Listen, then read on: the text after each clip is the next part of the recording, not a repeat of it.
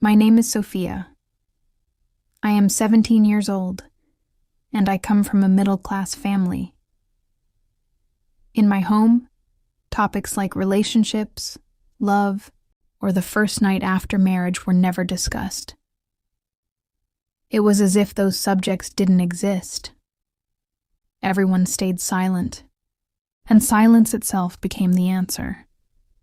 I grew up believing that such things were private, even secret, and no one would ever explain them to me. When my parents decided it was time for me to get married, I didn't argue. I trusted them, and I respected their choice. But inside, I was not ready. I loved my husband, but still I was afraid, deeply afraid. On the day of my wedding, everything looked bright on the outside. There were guests everywhere, music, laughter, endless greetings, and colorful dresses. People congratulated me, smiled, and wished me happiness. But inside my chest was a storm. My mind kept asking questions that had no answers. What really happens on the first night? Will it hurt? Will I be judged? Will I disappoint him? Am I too young, too unprepared? No one had told me anything real. My friends only joked about it. My mother stayed silent. My sisters avoided the subject. Everything I thought I knew came from movies, where everything looked magical, dramatic, and unreal. I couldn't tell what was truth and what was fantasy.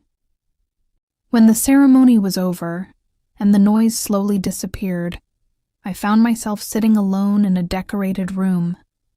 The bed was covered with flowers, the lights were soft, and the air smelled of perfume.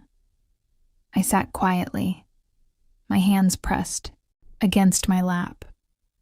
I kept adjusting my dress, fixing my scarf, running my fingers nervously over the fabric.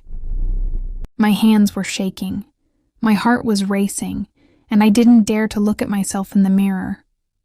I felt like a child pretending to be an adult. Then I heard the door open. My whole body froze. He walked in slowly. My husband. His name was Hassan. He didn't look rushed or proud or arrogant.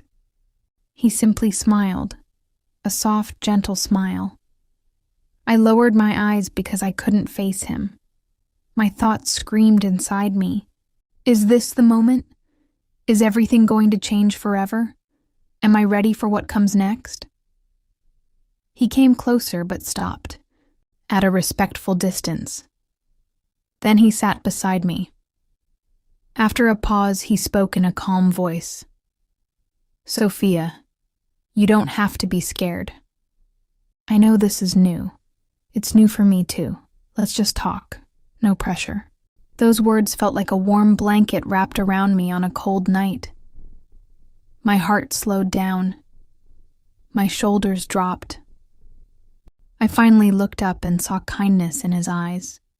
I whispered, almost afraid, I don't know what I'm supposed to do. He smiled and said, Me too. For the first time that night, I laughed, even if it was just a small laugh. That tiny moment broke the wall between us.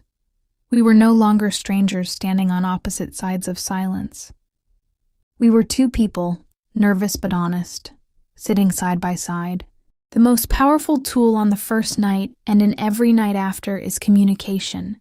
Talk, ask, share. Tell your partner what makes you nervous, what makes you comfortable, what you want and what you don't want. Don't hide your feelings. Don't pretend to be someone you are not. Real love is not about perfection. It is about honesty. Respect is more beautiful than appearance. Listening is more powerful than pretending. Patience is more romantic than performance. When I look back now, I smile at how afraid I was. I cried before my wedding night, thinking it would be painful, embarrassing, or shameful. But it was none of that. It was calm, emotional, and deeply meaningful. It was not about bodies coming together. It was about hearts meeting for the first time in truth. We laughed, we talked, we held hands until our fingers felt like they belonged together. And that is what made it special. I want every young person to understand this. Do not fear your first night. Do not let movies, gossip, or silence control your expectations. Do not compare your story to anyone else's. Every couple's journey is unique. You deserve to feel safe, respected, and valued. You deserve patience and kindness. And above all, you deserve to know that intimacy is not a one-time performance. It is a lifelong connection built slowly, step by step. So when the time comes, don't think of it as an exam you must pass. Think of it as the beginning of a new chapter. A chapter where you learn, grow, and share. A chapter where you replace fear with trust, silence with communication, and pressure with love. That is the real truth I discovered, and it is a truth I want others to carry with them. As I sit and reflect on that night, I realize how much pressure society puts on young people, especially girls. There is this invisible expectation that everything must be perfect, that you must already know what to do, that you cannot make mistakes. But the truth is, no one is born knowing these things. No one enters marriage with all the answers. We all learn as we go, step by step, just like learning how to walk or how to speak. The first night is not about performance or competition. It is simply the first page of a long story that two people will write together. This is something I want every girl and boy to hear. You do not have to prove your worth through performance. You do not have to pretend you are experienced. You do not have to act like you know everything. What you need is honesty, patience, and a heart willing to listen. If you can offer those things to each other, the rest will follow naturally. The first night is not about bodies. It is about hearts. It is not about performance. It is about patience. It is not about shame. It is about safety. It is not about pretending. It is about truth. If you carry these lessons with you, not only your first night but every night after will be filled with meaning. So to every young person listening, I say this: don't let fear control you. Don't let silence confuse you. Don't let false standards pressure you. Step into your marriage with honesty, with patience, and with a willingness to learn. And remember that your story does not have to look like anyone else's.